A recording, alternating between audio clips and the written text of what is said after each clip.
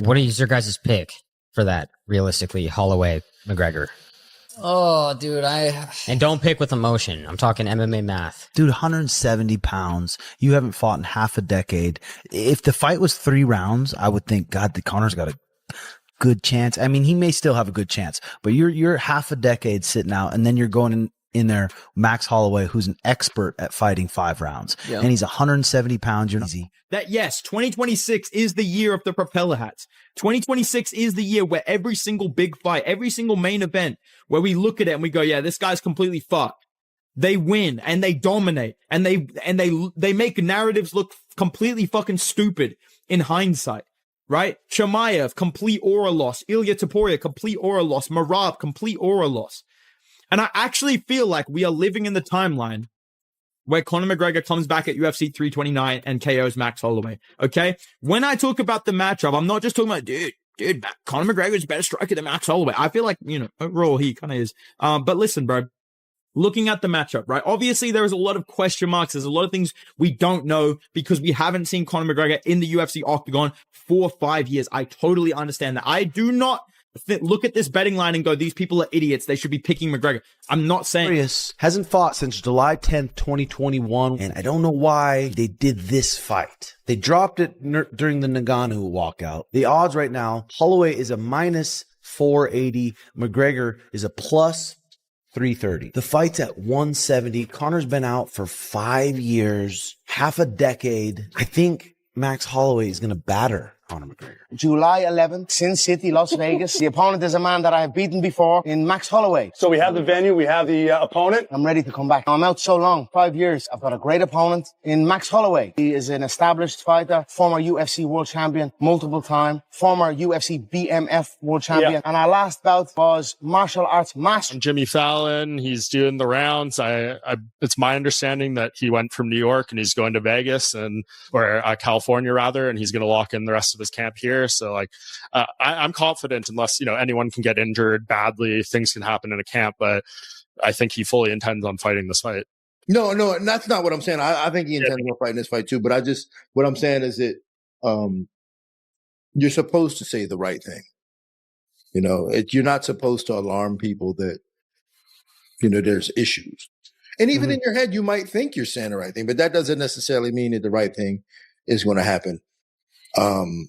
But I'm hoping, I'm positive and I'm optimistic that the right thing will happen with Conor and that he does do this fight and then he does come back in April and he does submit himself to the mercy of the game like everyone else. So I'm optimistic that those things will happen. Yeah. What about the fight itself? I mean, we bring up all these hypotheticals if he could fight Justin Gaethje and all that. I mean, it's exactly a 5-year layoff. The current Kalshi market has him with a 34% chance to Max Holloway 66, which feels, a little more generous than I was expecting there. I don't know. How do you feel about this fight? Can Conor McGregor, are we just making fun games here for the sake of conversation, or is there a world where you see Conor McGregor actually winning this fight? Against Max Holloway? Yes, against Max Holloway. Yeah. I mean, yeah. And the only reason why I'm saying that with this level of confidence is because he's done things before that we never thought he could do. So you kind of have to take him seriously when he says something. You have to. I've watched Conor. I was one of Marcus Brimmage's sparring partners when Marcus fought him. Oh, I'm just fighting this guy from Ireland. Now he's from Ireland. Who fight out of Ireland? Oh, this guy named Conor something. Oh, man, he touched him up, right? And then he goes on this run. Then he fights Dustin, and we go, oh, yeah, Dustin's the one who's going to save us. Dustin's our guy. Then he knocks Dustin out. You're like, wow, this guy. And then he goes on this run, knocking out all our heroes. You're like, back. I'm super excited. When I saw it, I got goosebumps. And my boy's locked in. I've heard Conor McGregor's being back 20 times over the last year. I see his training footage. He looks good. Then you have Max Holloway. I love him. I think he's an incredible fighter. Him and Holloway 13 years ago. And he had to grapple with Holloway. Conor was able to take him down and out-grapple him there. This is going to be very interesting. And I think it's going to be a striking fight. He talks about Max Holloway and says, hey, this is the same guy that I fought in 2013. What's your reaction to that? And do you believe he actually believes this, or do you think he's just kind of trying to build the fight? I mean, I think he has to believe in it to a certain extent. Like, not that he thinks he's the same guy skills-wise, but I beat this guy, which means I'm going to beat him again. You know, I think that that's probably kind of human nature. That seems like the kind of philosophy that he would take. And he's doing it to build a fight, but also for himself. I think that like who is this guy? I beat him with one knee the last time. Like I tore my ACL and I beat this guy. Like you tell me I can't beat this guy again. So I think it's good for his psyche, and I think it's not a bad line to sell the fight. I gotta believe that Conor also knows that he's watched a few Max Holloway fights since then, and that he needs to be prepared. And I think he's been preparing. The countdown is officially ticking, and the hype surrounding Conor McGregor versus Max Holloway has reached an absolute state of meltdown. Every single day, the drama gets turned up a notch. 1 minute, a retired legend is dropping a wild hot take. The next, a toxic debate is exploding all over your Twitter feed, while fans everywhere are drawing blood in the sand to defend their pick. And look, this conversation is completely unavoidable right now. It is dominating your favorite podcasts, taking over barbershops, and turning the deepest corners of the comment sections into a war zone. Nobody can agree on a single thing. On one side of the fence, you've got the hardcore Mystic Mac loyalists firmly locked into McGregor's corner. They look straight at the history books. They look at that devastating touch of death knockout power. They look at the terrifying aura this man still commands the second he steps inside that cage. To them, there is a 0% chance Max Holloway leaves that octagon with his hand raised. And honestly, they have a legitimate point. When McGregor is dialed in and fully focused, he brings a level of pure, unadulterated danger that very few fighters in MMA history have ever matched. One clean sniper shot, one perfectly timed counter, and it is lights out before anyone even realizes what just hit them. But the other camp, trust me, they are standing their ground with absolute supreme confidence. These are the analysts and fans who have watched Max Holloway evolve into one of the most flawless, complete weapons on the entire planet. They remember when Conor beat him a decade ago, and they will be the absolute first to remind you that the killer standing in the cage today is absolutely nothing like the young kid who took that loss. Holloway has grown. He has sharpened every single tool in his arsenal to microscopic perfection. His footwork is elite. His timing is sharper. And that legendary cardio. His ability to weaponize pace and march forward round after round after round has become a nightmare that is almost impossible to prepare for. So the million-dollar question everyone keeps circling back to is this. When the talking stops, the predictions are locked in, and that cage door finally shuts behind both of these titans. Who is actually making the smart money bet here? Who is reading this tactical puzzle correctly? That right there is exactly what makes this rematch so utterly captivating and deeply, maddeningly difficult to predict with any real confidence. Been paying attention to Conor McGregor. He seems to be in better spirits, seems to be level-headed finally, and then also just looks healthier. I assume he's chilled out on the devil's dandruff and the old hooch, I would assume. Did you see what he said about the contract where they he didn't give a lot up on the contracts. Like he wouldn't get into numbers. That's usually a red flag, meaning the numbers aren't as crazy as we think, because we're all going to say, well, if they offer John Jones $30 million, what's Conor worth? Here's the issue with that, though. So we're all aligned going, oh, Conor's worth more than $30 million. I just think the UFC's like, all right, contractually, he has two. We're not going to pay him over $30 million. It's probably somewhere in the $20 million, 20 to 25, I would assume. Who knows? This is all just assumed. We are rapidly closing in on UFC 329, and that massive question is still staring the entire MMA world dead in the face. Who walks away victorious when Conor McGregor and Max Holloway finally share that octagon once again? Make zero mistake about it. This is a legacy-defining war that carries immense, career-altering weight on both sides. For McGregor, this is his ultimate redemption arc.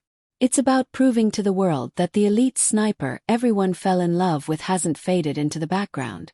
He needs to show he can still execute at the absolute highest level when the pressure is suffocating.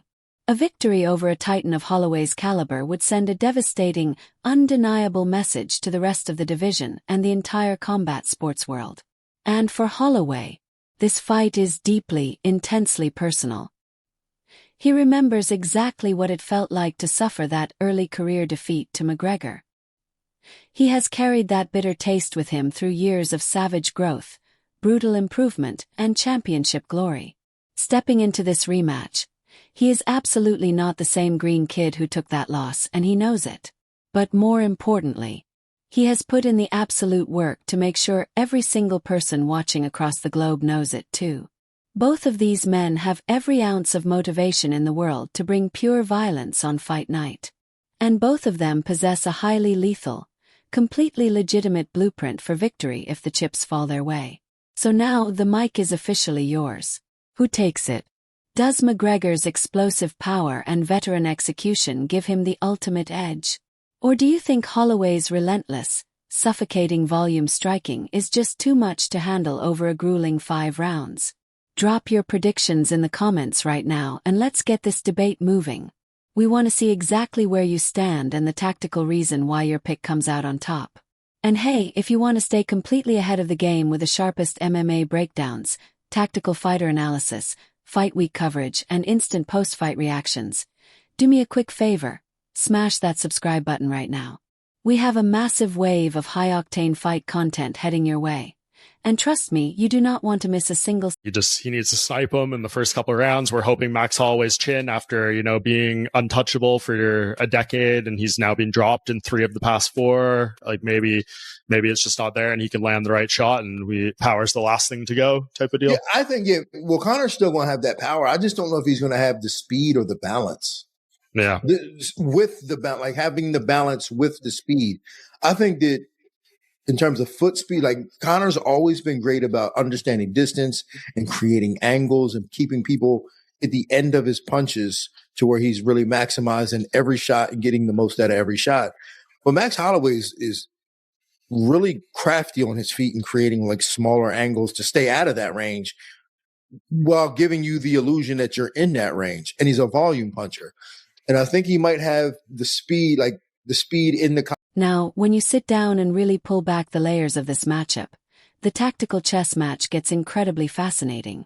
Veteran analyst Thomas, someone who has been dissecting this sport at an elite level for years, dropped a perspective that you need to pay serious attention to. He argues that this entire war will not be decided by brute force alone. And look, let's be real. Conor McGregor remains a walking hazard. Anyone pretending the Irishman has somehow lost his ability to put a man to sleep with that left hand is completely delusional. That threat is evergreen. If Holloway forgets about that power for even a fraction of a second, he will pay a catastrophic price. Power doesn't just evaporate with time. It's still there, and Max has to respect it every single tick of the clock. But here is the million-dollar question Thomas throws out there. Has McGregor actually held onto the elite speed, fluid balance, and chaotic movement that made him untouchable during his peak prime years?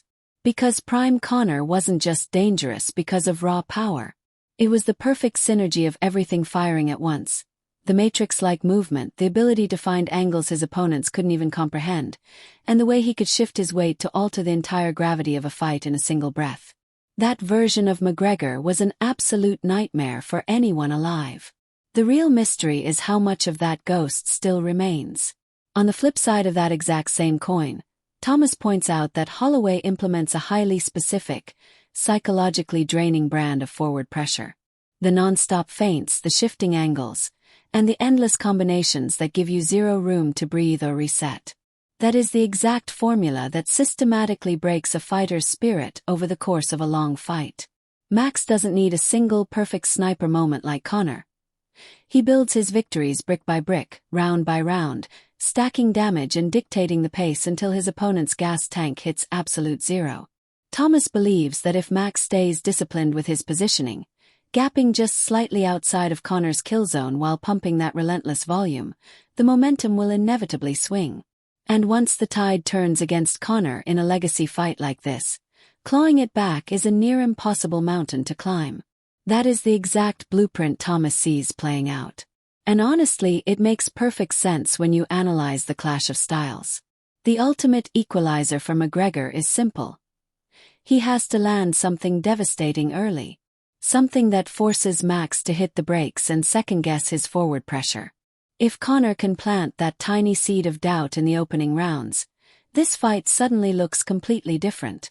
But if Max can eat whatever heavy artillery Conor throws in those opening exchanges without getting rocked, and just keeps marching forward like a Terminator anyway, then the mountain the Irishman has to climb gets steeper with every single tick of the clock. And that is the exact reason why this matchup is so incredibly compelling on paper. You have two elite gladiators walking in with two completely opposing, highly lethal blueprints for success. And here is the real kicker. Both of those blueprints are entirely viable. There is no clear-cut answer, no obvious favorite, and absolutely zero room for error. That is precisely why this fight has completely paralyzed the entire MMA world in pure suspense.